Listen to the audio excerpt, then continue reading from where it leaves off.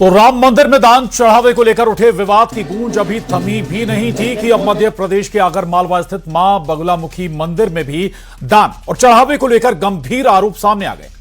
आरोप है कि मंदिर में मिलने वाला दान अधिकृत व्यवस्था के बजाय निजी बैंक खातों में लिया गया। इन आरोपों के बाद कलेक्टर ने 3 सदस्यीय जांच समिति गठित कर दी है। जांच जारी है, लेकिन मामला अब सियासी रंग ले चुका है। विपक्ष इसे आस्था से जुड़ा बड़ा सवाल बता रहा है, तो सरकार जांच के बाद सख्त कार्रवाई की बात कह रही है। ऐसे में सवाल है कि क्या मंदिरों में दान चढ़ावे की व्यवस्था पूरी तरह पारदर्शी है? क्या आस्था के नाम पर अनियमितताओं की गुंजाइश है? और क्या जांच से पूरे सच का खुलासा होगा? मध्य प्रदेश की महाडिबेट में इसी मुद्दे पर आज करेंगे चर्चा, लेकिन उससे पहले यह रिपोर्ट देखिए।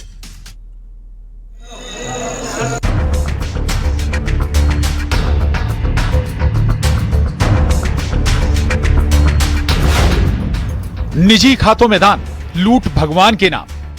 वह धर्म एक आस्था का प्रतीक है और जहाँ पर भी अपन जाते हैं वहाँ किसी भक्त वगैरह है तो दान पुण्य करने के लिए जाते हैं, और उसी दान का आप खुद के लिए दुरुपयोग कर रहे हो, यह गलत है। आस्था का दरबार, दान चोरी का कारोबार। आपने अयोध्या का मंदिर की चोरी आपने देखी, चंपत राय चंपत हो गए। अब बगलामुखी मां देवी जो एक मध्य प्रदेश के अंदर पूरे देश के श्रद्धालु आते हैं, उस मंदिर में चोरी हो गई। दान का सवाल, सियासत में उबाल। कल मेरे संज्ञान में ये मामला आया था कि बगलामुखी मंदिर के बाहर कुछ अवैध लोग, जिनका प्रबंध समिति से कोई संबंध नहीं है, ऐसे लोग कट्टे या रसीद छपवाकर अवैध वसूली का काम कर रहे हैं। तुरंत यहाँ से कलेक्टर को कार्रवाई करने के निर्देश जारी किए गए। एक कमेटी गठित कर दी गई है और निश्चित रूप से जो लोग इस कृत्य में लिप्त हैं उन लोगों को किसी भी कीमत पर छोड़ा नहीं जाएगा। राम मंदिर में दान चढ़ावे को लेकर उठे सवालों के बीच अब आगरमालवा के प्रसिद्ध मां बगलामुखी मंदिर में भी दान और चढ़ावे को लेकर विवाद शुरू हो गया है। आरोप है कि मंदिर में श्रद्धालुओं से मिलने वाला दान और चढ़ावा अधिकृत व्यवस्था के बजाय निजी बैंक खातों में जमा कराया गया। मामला सामने आते ही जिला प्रशासन हरकत में आया। कलेक्टर ने 3 सदस्यीय जांच समिति का गठन कर दिया, जो 1 हफ्ते के अंदर जांच कर रिपोर्ट सौंपेगी। दान और चढ़ावे को लेकर उठे इस विवाद ने अब राजनीतिक रूप भी ले लिया है। नेता प्रतिपक्ष उमंग सिंघार ने सरकार पर निशाना साधते हुए कहा कि अगर सब कुछ नियमों के मुताबिक था तो जांच समिति बनाने की जरूरत क्यों पड़ी। वहीं सरकार का कहना है कि यदि जांच में किसी तरह की अनियमितता थी, अवैध वसूली सामने आती है तो दोषियों के खिलाफ सख्त कार्रवाई की जाएगी। फिलहाल मां बगलामुखी मंदिर में दान और चढ़ावे को लेकर उठे आरोपों की जांच जारी है, लेकिन सियासत अपने चरम पर है। मध्य प्रदेश की महाडिबेट में आज इसी मुद्दे पर करेंगे चर्चा।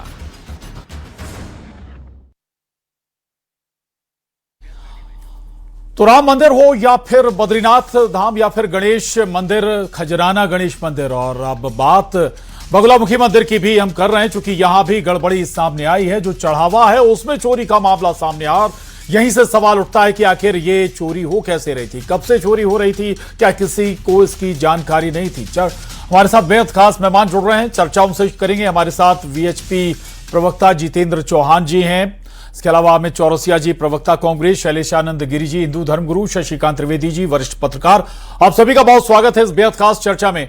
जितेंद्र चौहान जी, चर्चा की शुरुआत आज आपसे ही।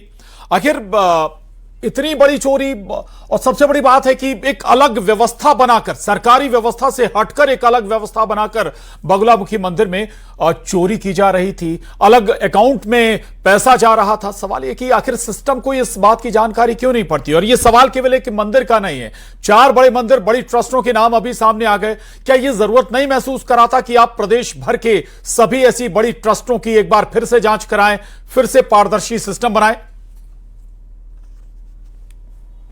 बिल्कुल, विश्व हिंदू परिषद ने तो ये मांग ही की है, जो हमारा इसके पहले अभियान किया था। जितने भी मंदिर हैं जो सरकार के अधीन है, उनको एक व्यवस्थित योजना के तहत धर्म के हमारे संतों के नेतृत्व में एक समिति बनाकर उनको सौंपा जाए, ताकि उसका जो, क्योंकि मंदिर का उपयोग केवल आस्था के साथ साथ चिकित्सा, स्वास्थ्य, जो हमारे पुराने मंदिर थे वो हमारे संस्कार के केंद्र थे, हमारे चिकित्सा के केंद्र थे, हमारे स्वास्थ्य के केंद्र थे, इन सब के केंद्र हमारे पुराने मंदिर थे। तो इन मंदिरों का जो पैसा कहीं ना कहीं सरकार अपने कामों में ले लेती है। जो हिंदू आस्था का पैसा है वो पैसा हिंदू धर्म समाज के कल्याण के लिए लगना चाहिए। तो उस उद्देश्य को लेकर विश्व हिंदू परिषद ने पूरा एक आंदोलन प्रारंभ किया था और उनका भी यही उद्देश्य, उस आंदोलन का उद्देश्य यही है कि हमारा जो धर्म का, हिंदू समाज का आस्था का पैसा है वो धर्म समाज के, हमारे हिंदू धर्म के चौहान जी, के लिए, इन ट्रस्टों से प्रशासन भी जुड़ा है, जिला प्रशासन, शासन भी जुड़ा है, लेकिन क्या हिंदू संगठनों से जुड़े लोग नहीं जुड़े हैं? चंपत राय जी किस संगठन से थे, आप भी बता दीजिए। नहीं, चंपत राय जी वाला विषय तो आ ही गया है, वो तो ट्रस्ट ने सारा कुछ विषय सामने रख दिया है। जो लोग सब प्रकार की बातें कर रहे थे कि रामायण नहीं है, काकभूषण नहीं, वो सब उन्होंने ट्रस्ट ने वहां बता दिया है। हाँ, कुछ लोगों की गड़बड़ी है, वो गड़बड़ी जांच में आ रही है, पकड़े भी गए, और जो भी और होगा उसके लिए जिम्मेदार, उसको सजा मिलेगी और मिलना चाहिए, उसमें कोई दो राय नहीं है। लेकिन बात यही आ रही है कि एक व्यवस्थित सिस्टम जिसके अंदर कोई हमारा सीए टाइप का व्यक्ति हो, जो उसका पूरा आर्थिक व्यवहार रख सके, हमारा कुछ उसका व्यवस्थित करने वाला प्रबंधक व्यक्ति हो, इस प्रकार का एक 8-10 लोगों की ऐसी टीम जो निस्वार्थ भाव से मंदिर के लिए काम करे, क्योंकि कहीं ना कहीं जहां स्वार्थ आ जाता है वहीं समस्या हो जाती है। जो हमारी मां बगलामुखी के जो विषय आ रहा है उसके अंदर मैंने बातचीत करके पता लगाया, तो उसके अंदर वो लोग, उनका मंदिर से कोई लेना देना नहीं है, वो बाहर के लोग हैं, स्वयं उन्होंने अपने आप को स्वयं की संस्था बनाकर, यही तो लूपहोल है। आखिर कैसे पूरी व्यवस्था पैरेलल चलने लगी, ये सवाल उठता है। अमित चौरसिया जी बताइए ना, आखिर ऐसा क्यों होता है? सवाल ये, मैं लौट रहा हूं सर आपके पास। अमित चौरसिया जी, ये तो पूरी व्यवस्था पर सवाल है, केवल एक मंदिर नहीं। ये तो ऐसा लग रहा है कि शायद हो सकता है कि और मंदिरों में भी इस तरह की व्यवस्था चल रही हो, जांच तो वहां भी होनी चाहिए फिर। जी बिल्कुल प्रशांत जी, और मैं तो कहना चाहूंगा, धर्म भी अब धंधा बन गया, धर्म के ठेकेदारों से, और धर्म देखकर न्याय मिल रहा है सत्ता के गलियारों से। और यह स्थिति भारतीय जनता पार्टी के अमूमन हर उस राज्य के अंदर यह स्थिति व्यवस्था बन गई है। जिस तरह प्रभु श्री रामचंद्र जी के मंदिर में 42 दिनों में 70 बार से अधिक चोरी, सीसीटीवी फुटेज गायब। एक तरफ सरकार कहती है कि हमने कुंभ में साहब ऐसे सीसीटीवी कैमरे लगाए कि एक एक नागरिक की गणना कर ली, वहां प्रभु श्री रामचंद्र जी के मंदिर की गणना नहीं कर पाया, चढ़ावा चोरी हो गया, भक्तों की आस्था पे ठेस पहुंची। अभी मेरे मित्र बता रहे थे विश्व हिंदू परिषद से कि काकभूषणी मिल गई, रामायण मिल गई। अरे तो ऐसा अविश्वास फैला क्यों? क्योंकि आम श्रद्धालुओं के साथ विश्वासघात हुआ है साहब, इसलिए हर एक व्यक्ति आया निकल के बाहर कि मैंने रामायण दी थी सोने की, मेरे काकभूषणी कहाँ गए, मेरी चांदी की शिलाएं कहाँ गई, मेरे वो ईंटें जो हमने दी थी वो कहाँ गई, जो पत्थरों का चढ़ावा दिया था मंदिर निर्माण के लिए वो कहाँ गया, उसकी भी रसीद निकल कर आ गई। कोड़ियों की जमीन लाखों के करके करोड़ों में बेच दी गई। तो ये स्थिति जब दिख रही है पूरे हिंदुस्तान के अंदर, आज आम आदमी जो अपनी आस्था का केंद्र मानता है इन धार्मिक नगरियों को, जो जाता है, जो अपनी मन और श्रद्धा से, उसकी जेब में भले अपने बच्चे को दूध पिलाने के पैसे नहीं हो, लेकिन वो प्रभु के चरणों में दान चढ़ा कर आता है ताकि उसका ये जन्म और आने वाला जन्म सुधर जाए, जो हमारे साधु संत हमें बताते हैं। तो वो अपनी तरफ से अपनी पूरी आस्था, अपना पूरा धन, मतलब मैं कह रहा हूं जो अपने बच्चे को दूध पिलाने का पैसा होता है वो उसको ना पिला के प्रभु श्री रामचंद्र जी के और अपने आस्था के केंद्र पर चढ़ा कर आता है। और जब उसे पता चलता है कि वो चढ़ावा चोरी हो गया और इन आताताइयों ने उस चढ़े को लूट लिया और वो करोड़ों रुपए के, नहीं किसने लूट लिया, आप क्या कह रहे हैं, किसने लूट लिया? ये ठीक है, अगर सिस्टम में कहीं खामी है उसको पारदर्शी, उसको जी ट्रांसपेरेंट बनाना चाहिए जी। कुछ प्रशांत जी, किसी सरकार ने नहीं लूट लिया है सर, थोड़ा क्लियर करिएगा ये। हाँ बिल्कुल बिल्कुल, आपने बहुत बढ़िया बात कही प्रशांत जी, पारदर्शी और किसी सरकार ने नहीं लूट लिया, लेकिन सरकार का संरक्षण जब मिलता है, जब अपराधियों को सजा नहीं मिलती, जब आप स्वांग रचते राजनीति को धर्म का हथियार बना लेते हैं। कांग्रेस तो साहब हमेशा संविधान का अनुसरण करते हुए, संविधान सिर्फ 4 शब्दों पर टिका हुआ है, वो है भाईचारा। ठीक है, हिंदू मुस्लिम सिख ईसाई। ठीक है, मैं लौट रहा हूं सर आपके पास। शैलेशानंद गिरी जी, आखिर कहां गड़बड़ी हो गई? मैं बहुत सारे मंदिर मठ हैं जहां गड़बड़ी की चर्चा हुई, मैं तो लेकिन फिर भी बगुलामुखी मंदिर पर लौटूंगा। आखिर ये कैसे एक पैरेलल व्यवस्था, वो बगुलामुखी मंदिर जहां देश विदेश से श्रद्धालु पहुंचते हैं, देश भर से श्रद्धालु यहां पर आते हैं, वहां अगर गड़बड़ी हो रही है तो फिर सवाल बहुत बड़े हैं, गहरे हैं। देखिए प्रशांत जी, स्पष्ट है 2-4 साल पहले मैंने आपके चैनल के ऊपर ही कहा था कि धार्मिक पर्यटन जो गलत शब्दावली का उपयोग किया है सत्ताओं ने, वो आगे चल करके उसका साइड इफेक्ट दिखाएगी। जिस भगवान के मंदिर की बात हो रही है उससे 12 किलोमीटर दूर पहाड़ों के ऊपर मेरा आश्रम है। वहां पर बैठ करके मैं निरंतर रूप से सारी चीजों को देखता रहता हूँ जब भी जाता हूँ। और एक बात स्पष्ट रखिएगा, देखिएगा हमारे यहाँ पर जितने भी मंदिर व्यवस्था रही है आदिकाल से, वो भिन्न अखाड़ों के अधीन रही है। अखाड़ों के अंदर क्या होता है कि वो सत्ता छोड़ करके, जिंदगी छोड़ करके, गृहस्थी छोड़ करके, मतलब आम जीवन छोड़ करके लोग जो आते हैं, सन्यासी होते हैं, उन लोगों का लोलुपता इतनी नहीं होती, हो जाती है कुछ लोगों में, कलयुग है, कुछ असर आ जाता है, जो आवरण पहन करके भी टिकट की मांग करने लगते हैं या किसी भी राजनीतिक दल के पदस्थ सदस्य हो जाते हैं। किंतु एक बात स्पष्ट रखिएगा, जिन लोगों के मन में मोह नहीं है, जिन लोगों के मन के अंदर लालच नहीं है, जो लोग सिर्फ और सिर्फ धर्म के लिए जीते हैं, उन लोगों की व्यवस्था बनानी चाहिए। और उसी व्यवस्था का उद्घोष मैंने निरंतर रूप से 18 साल पहले, 16 साल पहले कहा था। इसे उस बात के जिसे कह सकते हैं साक्षी है, क्योंकि उनके सलाह के ऊपर बहुत सारे बिंदु हमने उस जिसे आपने ठीक कहा कि ऐसे लोगों की व्यवस्था बनानी चाहिए जो साधु संत हों, लेकिन हमने वो व्यवस्थाएं भी देखी जहां शंकराचार्य आपस में लड़ते नजर आते हैं, ये कहते हैं कि मैं असली शंकराचार्य हूं, मैं असली शंकराचार्य हूं, वो लड़ाई भी हमने देखी है। शैलेशानंद जी, हाँ देखिए, वाद विवाद शास्त्रार्थ का दौर सनातन हिंदू धर्म की खूबसूरती है। हाँ, यहाँ पर भिन्न मत के होने के बाद भी शास्त्रार्थ होता है, किंतु आप ध्यान रखिएगा पूरे भारतवर्ष की जो व्यवस्था थी, आदिगुरु शंकराचार्य की 4 पीठ, 5 विष्णुवाचार्य, 13 अखाड़े, विद्वत परिषदें, इन सबको मिला करके करनी चाहिए। इसलिए हमने मांग करी कि सनातन आयोग बनाया जाए। मैं कथाकार की तरह, उन कथाकारों की तरह नहीं बोलना चाहता कि सनातन बोल, उनकी बात सही है, किंतु सिर्फ सलाह दे सकता है। आयोग के एक हाथ में जुडिशरी पावर होगा, दंड देने की व्यवस्था होगी, जैसे बाल आयोग, महिला आयोग, अनुसूचित जाति आयोग। उसी प्रकार से भारत की सनातन व्यवस्था का निर्धारण, संचालन और नियमन करने का होना आवश्यक है। ठीक है। एच.एस. रावत जी है हमारे साथ, हिंदू धर्म गुरु हैं, स्वागत सर आपका। एच.एस. रावत जी, मैं अगर राम मंदिर जाऊं या बगुलामुखी जाऊं, 1 रुपए चढ़ाऊं, 100 रुपए चढ़ाऊं, 1000 रुपए या 1 लाख या 1000 करोड़ कुछ भी चढ़ा दूं, मुझे ये जानने का अधिकार है कि मेरे उस दान का हुआ क्या। अगर मुझे ये पता चलता है कि भाई चोरी हो गया वो 1 रुपए भी, तो मेरी आस्था को ठेस पहुंचती है। इतनी ट्रांसपेरेंसी हर व्यवस्था, हर ट्रस्ट में होनी चाहिए। देखिए प्रशांत जी, एक चीज बता देता हूं, दान की बचिया के दांत नहीं देखे जाते, एक कहावत है। अगर आपने दान दे दिया ना तो दे दिया, फिर आपको कोई अधिकार नहीं रहता। नहीं, ये अगर कोई चोरी कर ले जाए तो मुझे पूछने का अधिकार क्यों नहीं है? चोरी का विषय अलग है। अगर चोरी होती है तो फिर आपका अधिकार बनता है जी, भाई मैंने बहुत सारी चांदी दी थी, मैंने एक मूर्ति दी थी, या मैंने काक भूषण जी दिए थे, या मैंने रामायण दी थी, वो कहाँ है? फिर पूछने का अधिकार बनता है। लेकिन हिंदू धर्म के अंदर ये कहा गया है कि दान की बचिया के दांत नहीं देखे जाते। आपने दान दे दिया, वो गुप्त दान दे देते हैं, वो क्या पूछते? दान लेने में कहा जाता है कि दान की बचिया के कान नहीं देखे जाते, लेकिन मैं अगर दान दे रहा हूं तो मुझे पता होना चाहिए ना कि उस ट्रस्ट ने, उस धार्मिक स्थल ने मेरे पैसे का क्या किया है। जो मैंने दान दिया उसने धार्मिक कोई ट्रस्ट बनाया, कोई हॉस्पिटल बनाया, कोई एजुकेशन इंस्टीट्यूट शुरू किया, ये तो पता हो। रावत जी, प्रशांत जी, जब कोई दान देता है ये सोच के नहीं देता कि मेरे पैसे का इंस्टीट्यूट बनेगा, मेरे पैसे का यहाँ पर गौशाला बनेगी, ऐसा कोई सोच के नहीं देता। आदमी देता है, भगवान के चरणों में चढ़ाता है, हे प्रभु मैं आपको श्रद्धा पूर्वक दान दे रहा हूँ, इसका भंडारे में लगा दीजिए, चाहे मंदिर के मेंटेनेंस में लगा दीजिए, चाहे साधु संतों को भोजन करा दीजिए, या उनके लिए ये सोच होती है। अब हमने जितना भी दान दिया, कहीं पे भी गए, वैष्णो देवी के से लेकर के तिरुपति बालाजी तक जहां भी गए, हमने ये सोच के तो कभी दान दिया नहीं कि भाई हमारे दान का क्या होगा। हम तो ये सोच के देते हैं कि हे प्रभु ये आपके चरणों में अर्पित कर रहा हूं मैं, इसको जहां अच्छी जगह जहां आपको लगे लगा देना।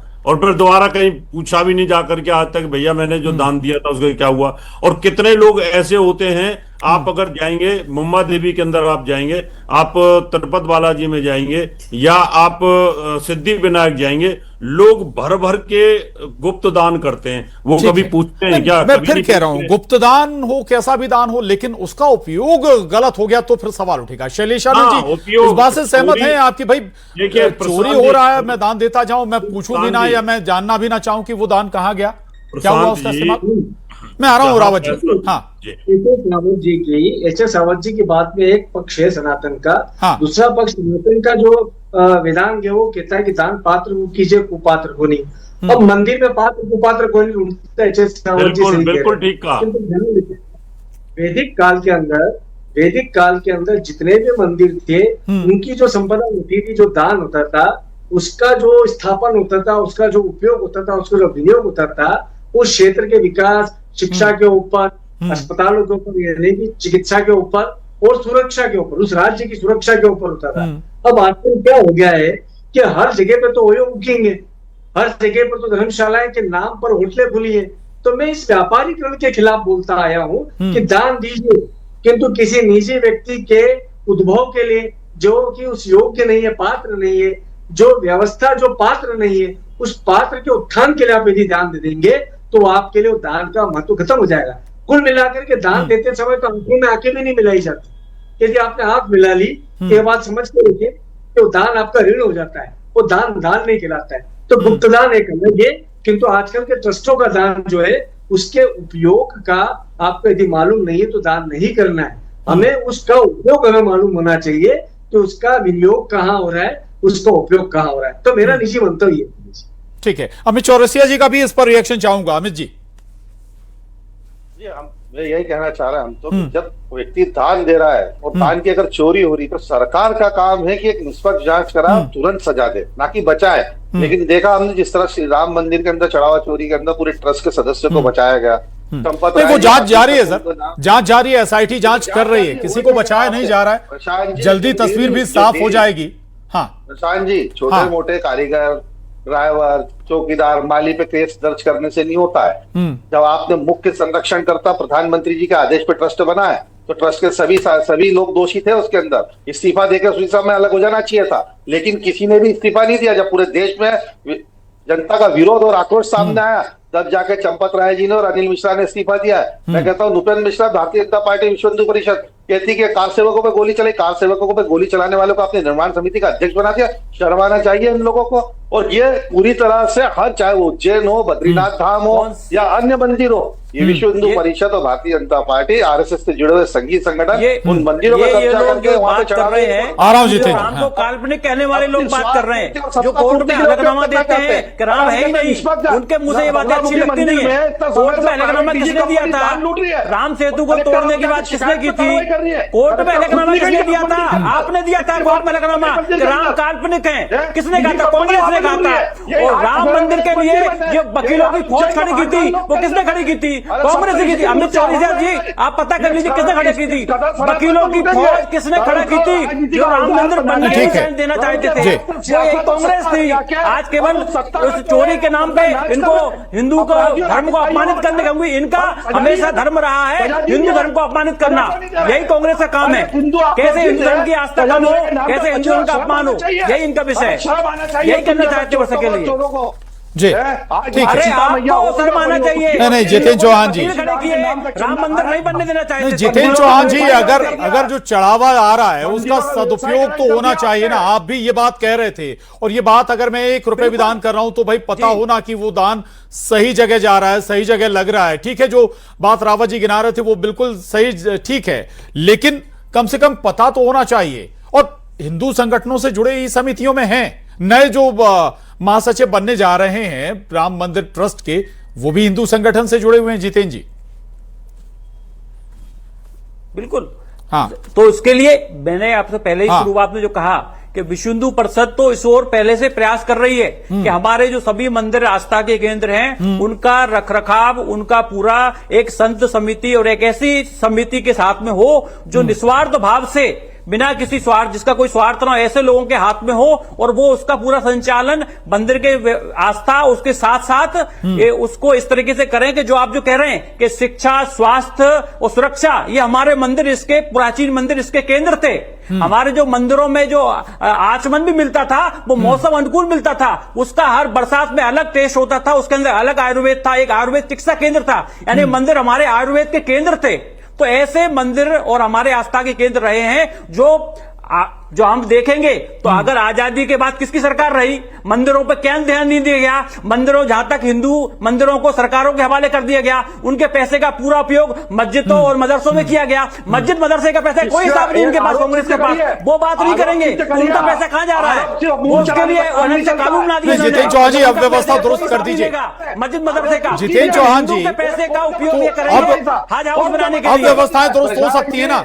अब राज्य में भी बीजेपी की सरकार है, सेंट्रल में भी बीजेपी है। ये चोटें और उठाई गिरा है। बिल्कुल, हम तो सभी विश्व हिंदू परिषद सभी सरकारों से मांग कर रहा है। अभी सभी सरकारों से मांग की है, सभी सरकारों से मांग की है, सभी के मुख्यमंत्री और राज्यपालों से मिला है विश्व हिंदू परिषद, और उनको एक पूरा प्रारूप बना के दिया है कि किस तरीके से जो हमारे बड़े बड़े सभी मंदिर हैं वो किस प्रकार से एक योजनाबद्ध उसका एक ढांचा तैयार करें। ठीक है। अमित चौरसिया जी व्यवस्था पर सवाल उठा रहे हैं। ये व्यवस्था तो सदियों से चली आ रही है और सबसे ज्यादा शासन, वाकई ठीक बात है किया अगर किसी ने तो वो कांग्रेस है। अरे चोर मौसेरा भाई है प्रशांत जी, इनके हाथ में पूरे पैसे का उपयोग किया है। खुली लूट देखी है, मंदिर निर्माण से लेकर मंदिर तक। पहले ईंटें इकट्ठा करने के नाम पे यही विश्व हिंदू परिषद 1100 करोड़ का चंदा खा गया। अरे पूरा रिकॉर्ड है, आप तो आपके पास कानून कोर्ट है, आपके पास कोर्ट था ना, आपकी सरकार थी, आपने तब क्यों नहीं किया, ऑडिट क्यों नहीं कराया? आपके पास सरकार थी ना केंद्र में 2014 तक कांग्रेस की सरकार थी, आपने क्यों नहीं कराया ऑडिट? राम मंदिर का करा लेते ऑडिट, आपके पास इनकम टैक्स था, सब कुछ डिपार्टमेंट था ना, आपने क्यों नहीं कराया ऑडिट? आरोप केवल आरोप से बात नहीं बनेगी। अगर आरोप लगा रहे तो फिर तथ्यों के साथ मैदान में आना होगा। माफी चाहूंगा, वक्त इजाजत नहीं देता चर्चा को आगे बढ़ाएं, लेकिन बहुत गंभीर मामला है। अगर एक और मंदिर की ट्रस्ट में चोरी का ये मामला सामने आता है, कैसे पैरेलल व्यवस्था चल रही थी, और ये बताता है, ये संकेत भी है कि आगे और जो इस तरह की ट्रस्टें अगर प्रदेश में चल रही हैं, धार्मिक ट्रस्टें, तो उनकी भी जांच एक बार कर लेनी चाहिए कि वो व्यवस्थित हैं या नहीं। आप सभी खास मेहमानों का बहुत शुक्रिया बेहद खास चर्चा में। महाडिबेट में इतना ही। नमस्कार।